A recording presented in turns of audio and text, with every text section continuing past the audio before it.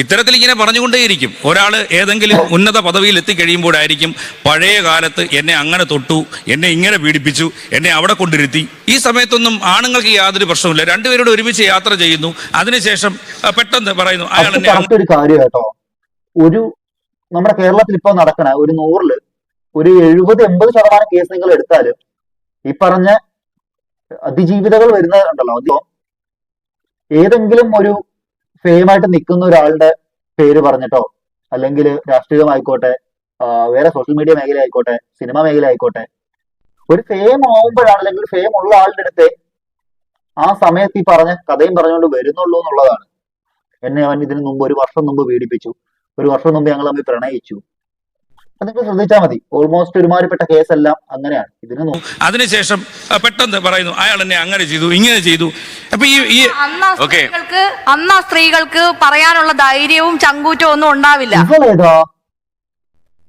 ഇവള് നമ്മുടെ കളങ്കാവിൽ സിനിമ, മമ്മൂട്ടിയുടെ കളങ്കാവിൽ എന്ന് പറഞ്ഞ സിനിമ ഇറങ്ങിയപ്പോ റിവ്യൂ എന്തോ പറഞ്ഞിട്ട് ഇവളുടെ കഥയുണ്ട്. ആ കഥ ഞാൻ ജസ്റ്റ് ഒന്ന് വെക്കാം ഇവിടെ, അതിനുശേഷം നമുക്ക് ഇത് കണ്ടിന്യൂ ചെയ്യാം.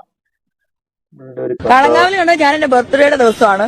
അപ്പൊ കളങ്കാവിൽ കണ്ടപ്പോ എനിക്ക് ആ മമ്മൂട്ടിയുടെ കഥാപാത്രം, എന്റെ അച്ഛന്റെ കഥാപാത്രം, മീൻസ് എന്റെ ഫാദർ അങ്ങനെയാണ്. എന്റെ ഫാദർ കുറെ ഇങ്ങനെ വൾണറബിൾ ആയിട്ടുള്ള പെൺപിള്ളേരെ കണ്ടുപിടിക്കുകയും അവരെ പോയി വീട്ടിൽ പോയി ഇങ്ങനെ ഫേക്ക് ആയിട്ട് പേരുകളൊക്കെ പറഞ്ഞ് കല്യാണം കഴിക്കുകയും അങ്ങനെയൊക്കെ ചെയ്ത ഒരാളാണ്. അത് അങ്ങനെ ഒരു മാരേജിലുണ്ടായ ഒരാളാണ് ഞാൻ. അപ്പൊ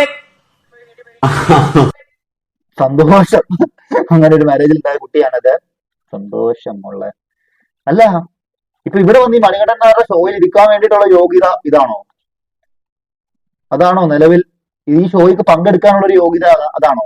നമുക്ക് മനസ്സിലായില്ല.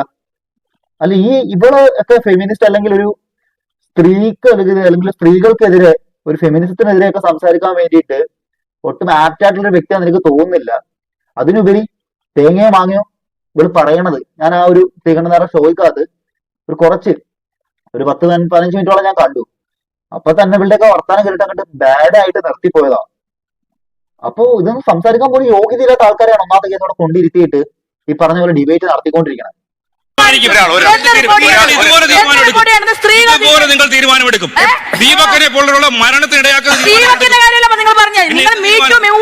അടുത്തൊക്കെ പോയിട്ട് മീറ്റുവിന്റെ അർത്ഥം ചോദിക്കുവാണെങ്കിൽ മീൻ 2 എന്ന് പറഞ്ഞ കളയും. അതുപോലും അറിയാത്ത ടീമാണ് വന്നിരുന്നിട്ട് മീറ്റുവിനെ പറ്റി സംസാരിക്കുന്നത്.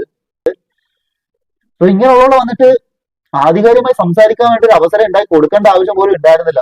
ഈ പറഞ്ഞ 24/7 വലിയ ചാനലൊക്കെ അല്ലേ, എന്ത് ക്വാളിറ്റിയുടെ പുറത്താണ് ഈ ആളിനെയൊക്കെ വിളിച്ചിട്ട് സംസാരിക്കേണ്ടത്? എന്ത് ക്വാളിറ്റിയുടെ പുറത്താണ് സംസാരിപ്പിക്കണേ?